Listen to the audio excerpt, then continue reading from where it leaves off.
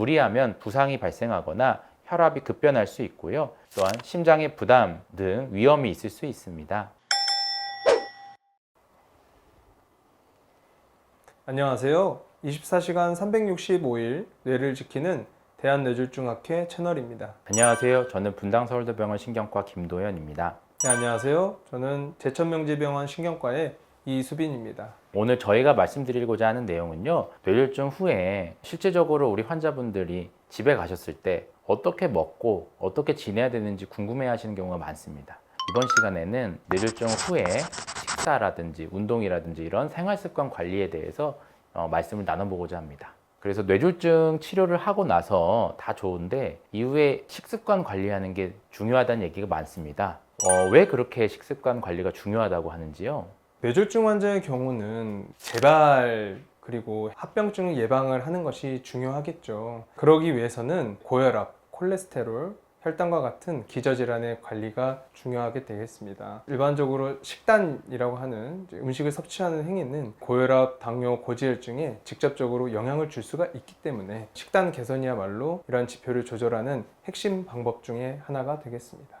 한국인의 뇌졸중 환자는 특히 나트륨의 섭취가 많아서 고혈압, 당뇨에 영향을 줄 수 있다는 보고가 잘 알려져 있는데요. 또한 그 중요한 건 콜레스테롤이나 당이 오른다고 식사를 아예 걸러서도 안 된다는 점입니다. 영양 보충은 재활과 운동 능력 향상에도 도움이 되기 때문에 결국에는 적절한 식사를 하는 것과 이 운동을 병행하는 것이 뇌 건강뿐 아니라 신체 전반 회복에도 직접적인 영향이 있겠습니다. 뇌졸중 환자분 중에서 고혈압, 당뇨, 고지혈증이 같이 있으신 분들이 많은데요. 우리가 일반적으로 체중 감량이나 식단 조절을 할 때 1일 1식 혹은 1일 2식, 간헐적 단식 이런 부분들이 유행을 했는데요. 특히 당뇨 환자의 경우에서는 식단을 거르는 결식의 행위가 굉장히 위험한 상황을 초래할 수가 있고, 우리가 흔히 혈당이 높은 것이 위험하다고 알려져 있지만 사실 뇌졸중 환자분들에서는 보다 위험한 것이 저혈당이 되겠습니다. 그래서 식단을 정해진 시간에 맞춰서 규칙적으로 드시는 것이 무엇보다 중요할 수 있겠습니다. 그러면은 한국인 뇌졸중 환자에게 추천할 만한 식단은 어떤 게 있을까요? 한국인의 식생활 특성을 고려한 지중해식 또는 대쉬 식단이 현지화된 버전이 좋습니다. 대쉬라고 하는 것은 Dietary Approaches to Stop Hypertension의 약자로 외국에서 제시된 식사의 개념인데요. 예를 들어서 나트륨을 줄이면서 채소, 과일, 생선, 통곡물 중심의 식사를 제시하고 있습니다. 가이드라인들에서는 이러한 균형 잡힌 식사 패턴이 고혈압 지질 관리에 효과적이고 또한 항염 효과가 있다는 점을 권고하고 있습니다. 따라서 짜지 않게 골고루 단백질, 비타민을 충분히 섭취하는 것이 핵심이 되겠습니다. 뇌졸중 환자분들을 대상으로 식단 관리의 중요성을 연구한 내용들이 있는데요. 초기에 영양 상태가 부족하게 되면 운동 기능이 특히 회복이 더디다는 결과가 있습니다.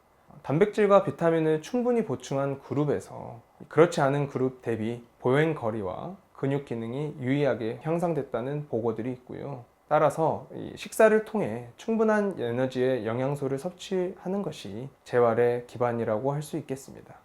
환자와 보호자 모두 단백질, 비타민 챙기기는 필수 과제로 삼아야 되겠습니다. 네, 그래서 여기서 좀 주의해야 될 점은요, 단백질, 비타민 등 여러 가지 영양소가 있는데 단백질을 잘 챙기는 것이 중요하고요. 근육량을 유지하고 적절한 재활의 치료를 받는 데 도움이 되고요. 비타민은 이제 적정량을 필요한 경우에 챙기는 것이 또 필요하겠습니다. 무엇보다도 어떤 영양소가 좋다고 해서 다량으로 섭취하는 것보다는 골고루 섭취하는 것이 가장 중요하겠습니다. 그렇다면 이 뇌졸중 후 재활을 위한 운동은 어떤 종류를 어떻게 하는 것이 좋을까요? 그래서 우리가 운동이라 하면 유산소 운동과 근력 운동 같은 게 있습니다. 유산소 운동은 일주일에 총 150분 이상, 여기에 근력, 균형 운동을 추가하는 것을 권고합니다. 뇌졸중이 발생하고 초기 1개월 내에는 산보하는 느낌으로 걷기, 그리고 체중을 지탱하는 정도의 운동 비롯해서 간단한 동작으로 시작하는 것이 좋습니다. 이후에는 점진적으로 가능하다면 자전거나 수영 등 다양한 운동으로 확장을 할 수가 있겠고요. 이러한 이제 운동의 기본은 낙상을 예방하고 심폐지구력을 향상시키는 데 도움이 되고요. 특히 뇌졸중 후에 발생할 수 있는 우울감 등 이런 정서에 있어서 안정에도 도움이 됩니다. 외국 가이드라인에서는 매회 30분 이상 주 3, 4회 이상의 중강도의 유산소 운동을 권장하고 있습니다. 여기서 말하는 중강도 유산소 운동은 어느 정도 환자가 심폐기능의 부하가 작용을 해야 되는 정도이고요. 쉽게 말해서 숨이 조금은 차야 운동이 되는 효과가 있다고 볼 수 있겠습니다. 이제 그만큼 중요한 것은 꾸준하게 자주 하는 것이 중요하고요. 힘든 정도로 따지면은 약 80% 정도를 한다는 느낌으로 운동을 해주시면 좋겠습니다. 그렇다면 교수님, 그 운동을 하기 전에 특별히 주의해야 될 사항이 있습니까? 네, 가장 중요한 건 의료진과 상의 후에 시작해야 한다는 점입니다. 혈압, 심장의 기능이라든지 현재 신경학적 기능 상태에 따라서 운동 강도나 형태를 조절을 해야 안전합니다. 또한 초기나 뇌졸중 급성기에는 재활치료를 위주로 진행하는 것이 중요하고요. 의료진의 도움을 받아서 정확한 동작의 운동을 먼저 시행하는 것이 좋겠습니다. 무리하면 부상이 발생하거나 혈압이 급변할 수 있고요. 또한 심장의 부담 등 위험이 있을 수 있습니다. 의료진의 전문적인 지도를 통해서 점진적인 단계별 목표를 세우는 것이 중요하겠습니다. 그렇다면 교수님, 그 운동을 반대로 하지 않게 되면 어떤 문제가 생길 수 있을까요? 운동을 너무 하지 않으면은 쉽게 말해서 뇌혈관뿐만 아니고 심혈관 질환의 위험이 증가할 수 있고요. 또한 근육을 사용하지 않으면서 근감소증의 위험이 있고 이것으로 인해서 낙상 위험을 높일 수도 있습니다. 뇌졸중 후에 기능이 저하되는 경우 상당 부분이 너무 운동을 하지 않아서 발생하는 경우도 있습니다. 또한 이제 지속적인 운동이 인지기능 유지와 우울감 감소에도 꼭 필요하기 때문에 환자분이 계속 앉아 계시면 혈압, 혈당, 체중 관리가 어려워지고 전반적인 뇌졸중 회복도 늦어질 수 있습니다. 따라서 적절히 움직이는 습관이 재활 후에도 삶의 질을 지켜주는 핵심이 되겠습니다. 그러면 이런 이제 식사와 운동에 대해서 알아보면서 느낀 점이요. 네. 가족분들이 우리 환자분들을 많이 도와주셔야 되겠습니다. 가족분들의 역할이 저도 중요하다고 항상 강조를 드리는데요. 혹시 어떻게 환자분들께 설명을 하고 계신가요? 네, 뇌졸중 환자는 회복 과정에서 꾸준한 일상적인 관리가 필요하고 환자 혼자만의 힘으로는 어려운 경우들이 많습니다. 그래서 가족분들이 올바른 식단을 준비해주고 운동을 할 때 동행을 해주고 그러함으로써 이제 낙상을 예방할 수 있고 그런 이제 분위기, 환경을 조성을 해주는 등 이 여러 물심양면으로 도움이 있어야 하겠습니다. 또한 이 뇌졸중 환자분들이 초기에 우울감, 무기력, 그리고 의욕 저하를 겪게 되는데요. 이러한 경우 가족분들의 정서적인 지지도 필수적입니다. 국내 연구에서도 가족 참여 기반의 중재가 더 나은 장기 기능 회복률을 보인다는 결과들이 있습니다. 결국 식단, 운동, 정서 전반적으로 살펴주는 이런 가족의 역할이 회복에 결정적이라고 할 수 있습니다. 구체적으로 우리 환자분들께 어떤 식단을 좀 제시하고 어떤 운동을 해라 라고 설명을 한다면 네. 어떻게 말씀을 주시나요? 전반적으로 이제 한국인은 염분 섭취가 많기 때문에 집에서는 염분 섭취를 줄일 수 있는 식단 위주로 특히 이제 젓갈이나 어떤 뭐 김치류 등의 종류를 좀 줄이시고요. 채소, 콩류, 생선 중심으로 식단을 구성하는 것을 추천드립니다. 그리고 포화지방, 가공육, 음료수 등의 섭취를 줄이고 간을 약하게 한 국, 그리고 수분을 충분히 보충할 수 있는 식사를 권장합니다. 운동은 놀이처럼 즐길 수 있는 식후의 산책, 걷기나 간단한 스트레칭으로 시작해도 괜찮습니다. 이를 통해 식단, 실체 활동의 일상화를 자연스럽게 이끌 수가 있게 됩니다.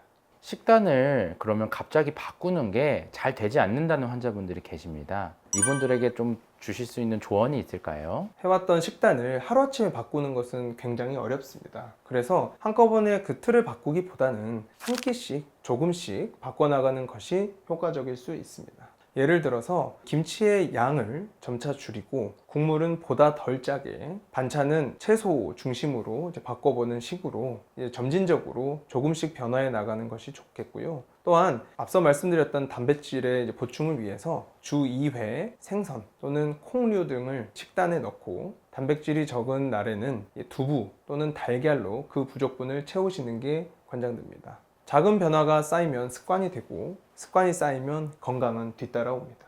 그 운동과 식습관 관리를 잘하면 재발률에 정말 영향을 많이 미치게 되나요? 연구에 따르면 생활습관 개선으로도 뇌졸중 재발 위험을 낮출 수 있다는 것이 보고된 연구들이 있습니다. 정기적인 운동, 그리고 말씀드렸던 저염식이나 혈압 관리, 금연 같은 복합적인 관리를 통해서 재발의 위험도를 낮출 수 있다는 보고가 있습니다. 그래서 식단이랑 운동 관리를 단순한 저희가 좋은 소리 하는 게 아니고요. 실제적으로 뇌졸중 재발을 막을 수 있는 실천 중 하나라고 생각해 주셔서요. 저희 의료진도 항상 식단과 운동 관리를 치료의 연장이라고 강조해 드리고 있습니다. 그렇다면 이 운동과 이 식단 관리는 도대체 언제까지 해야 할까요? 일단 초기 뇌졸중부터 해서 평생 실천이 필요합니다. 혈관 위험 인자는 계속 관리하지 않으면 다시 높아질 수 있고, 이로 인해서 재발 위험도 다시 증가할 수 있습니다.